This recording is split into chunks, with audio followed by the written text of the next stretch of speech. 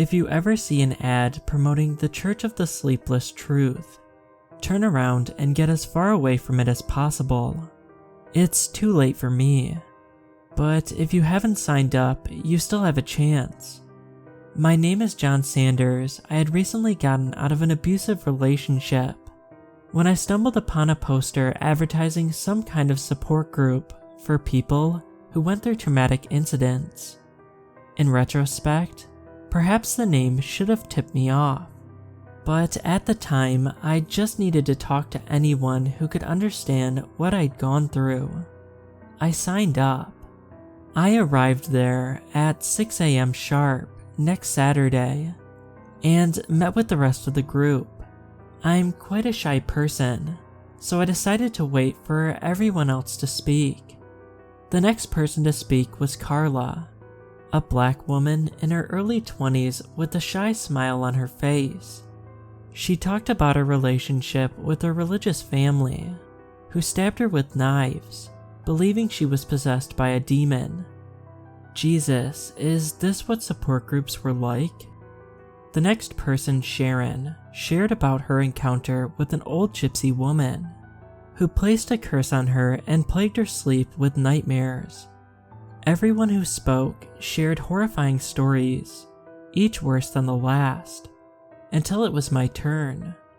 At this point, I was feeling kind of embarrassed.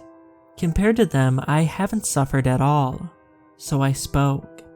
I told them about my relationship with Alex, and how she cheated and then turned the blame back on me. It was my fault for not being good enough, for not listening to her when she was upset. She made me feel like a bad boyfriend, and that she deserved better. When the session concluded, everyone got up and headed out the door. When I stood up, however, one of the members, Darren was his name I think, walked up to me and whispered, "That was a nice story, John, but you need to try and make it a little more plausible, or you won't survive a month in here." I was confused. Was he accusing me of lying? But before I could ask what he meant, he left. The next day, I decided to cut things off with Alex. Yesterday's events made me realize that I wasn't the problem. She was. She screamed and cursed at me, but I was unwavering. I never saw her again. The next week, I went back to the Church of the Sleepless Truth.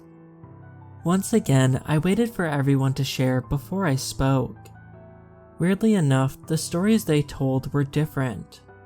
Carla was now turning into a vampire, and Sharon's husband was secretly a serial killer. When it was my turn to speak, I didn't know what to say. Alex and I broke up, so everything's fine now. I feel better than I have in a long time. They stared at me as if waiting for me to say more. But then she came back when I was asleep and kidnapped me. When I woke up, I was tied up in her basement.